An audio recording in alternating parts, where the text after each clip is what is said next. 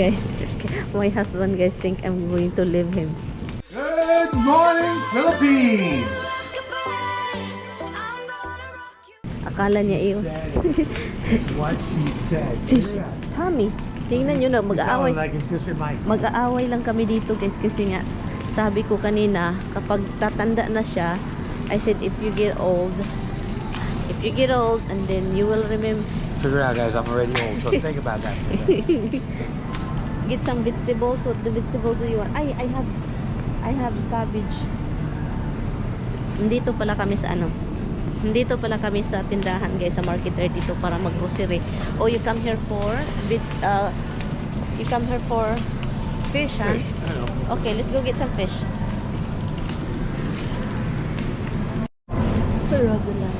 I love you. $4.99 and you save $1. I love you. Ayun niya makinig ah. You save $1, so I'll take this one. Are you sure that's the same? You save, how much is the price with that? You save $1. $4.99 and then you save $1, so it's $3.99. Up here, the little one's $3.99. Get the small one because that's a lot.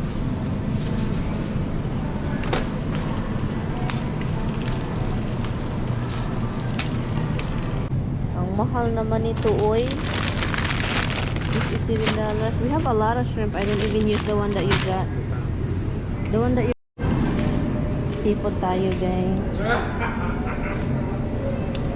What kind of fish do you like? Yeah, swordfish.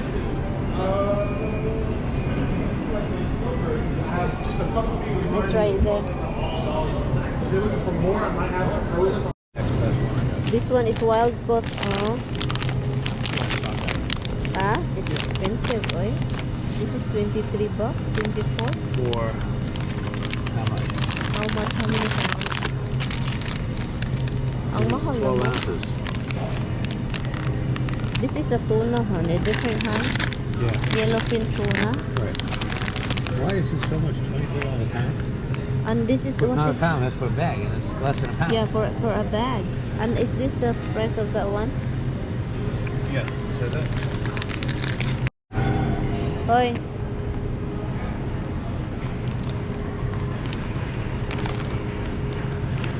Gusto ko to siya, guys. Gusto kong flounder. Snapper. Sarap, no? Red snapper. Red snapper? Hello, what is this? Salmon burger. And I got, hold on. I got snappers and what is this? Mahi-mahi. Dinner. Isda tayo. We don't really eat a lot of fish, guys. No, So we're not big on fish. I look, it's a really thin one. $3.99 a pound. How much? $3.99. $3.49, oy. Good. Why? Is it bad? Good. Good price. Look, listen, look at this. I like this. You know why? Because it's thin cut. Thin cut. Okay. I like it. Why is it hot? Is it what? It's hot. It's not Hot? even. Yeah. The refrigerator not working.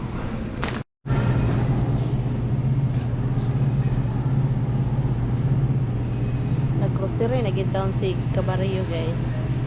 Nag-grocery na siya. No more of that. We still have some.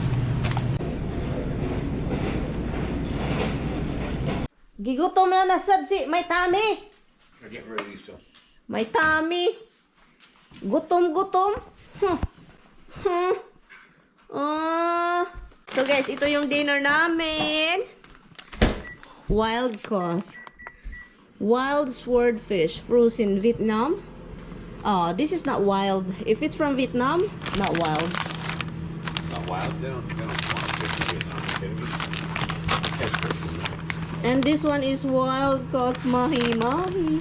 I miss mahi-mahi, guys. Usually we go to Trader Joe's to get some mahi-mahi tuna. And what happened, it's getting so expensive. Did they take $1 off of this fish? Hala, I didn't.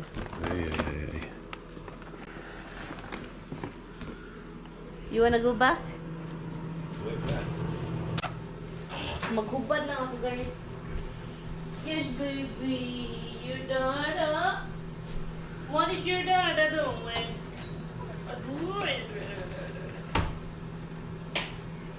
Okay, for now, Mama have to marinate because it's really have a simple dinner tonight. Lasagna from Costco, that's your dad's request. And the fish that he got wildly caught it wild from Market 32. Market 32 have a fishery. All you do is go swimming and get your wild fish, and what you get is you pay. And why you have drama? Why you drama? Drama. Do you remember? Da, da, da, da. Do you remember? Anyway, guys, I'm just being crazy. Today, guys, it's crazy. You know why? I'm making a lot of noise. Later on, I will be really, really happy and more happiness. Is that true? I see it, but I believe it. I Or I see believe it your when I see it. it. I believe it. Oh, he's really hungry, guys. He doesn't have lunch. It's already 3 o'clock and wala siyang kain. Oh my God. Gutom na naman yung tamimoy ko. Guys, I'm naluka ako ngayon, guys. Iwan ko, bakit na I like making noises today. It's a noisy day. It's like, you know, I like to make a noise. I don't really get it. Look, because, look, my husband. Bye, bye, bye, bye, bye. He buy a lot of this for I don't know the reason why. No, the bun. So, naluka na naman, guys. May saltik yung lola ninyo, guys. May saltik. Sinaltikan po ako, guys. Sinaltikan. So, that's what happened when you have saltik. You go crazy. Nabuang ako, guys. Nga ani magugo, guys. Pag I really want to act like crazy, it makes me happy. You know, it makes me happy to act crazy sometimes because my energy, I can't get out. You know, I can't let my energy out, ha? Nag-English ako, guys, para maintindihan sa my tummy, guys, no? Hungry, my tummy over there eating. So that's what happened, guys. I have too much energy that my husband doesn't date me. So my energy is scrambled everywhere in my atomic bomb body. Honey, are you happy? Are you happy, love? No, you're not happy.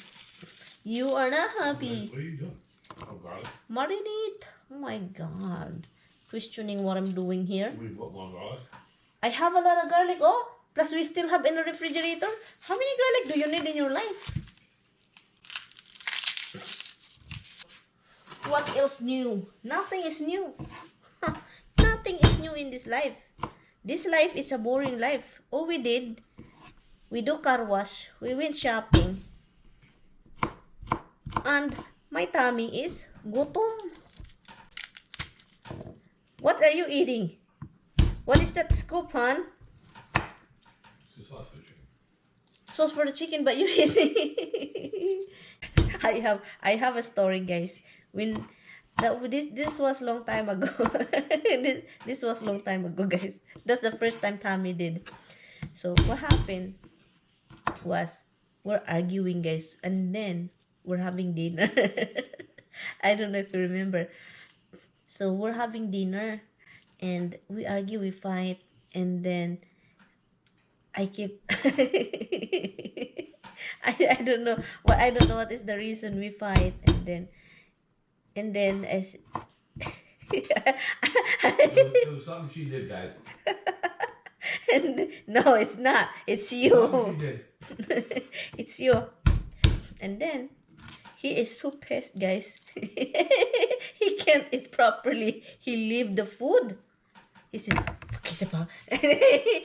He cannot eat because we keep yapping and he keep arguing with me because I'm very quiet. And then he can deal with it. He walked out with his food. And after that, I said, get hungry. I don't care. It's you get hungry, not me. And then I feel bad later because he was so hungry and he doesn't finish his food. And I feel bad.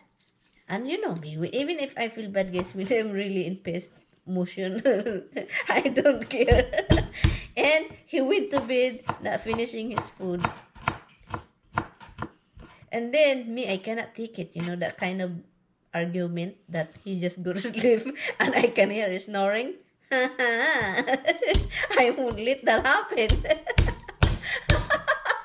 I, I won't let that happen. What I did is I don't know what I did. I think I texted him, but this is not New Rochelle house. Huh? This is it. This is the house. I think I went to bed. I went with him. And then what I did is, like, when I go to bed, I do like this. And you remember? No, you don't remember. How many times? Like, how many times do we fight? Not really. 1 in a million. And then when I went to bed under the blanket, I do like this. Kick like this. Make a kicking. Ping. It's like ours. See? And then he woke up. Get laughing. I think I'm abnormal for today, Han, okay? Am I abnormal for today? You're not bender. Yay. So, if the woman have a menstruation, guys, if you are a guy listening right now, if the woman have a menstruation, Run. Don't spend time with them. Run for your life. Don't even fight. No argument. Just be quiet.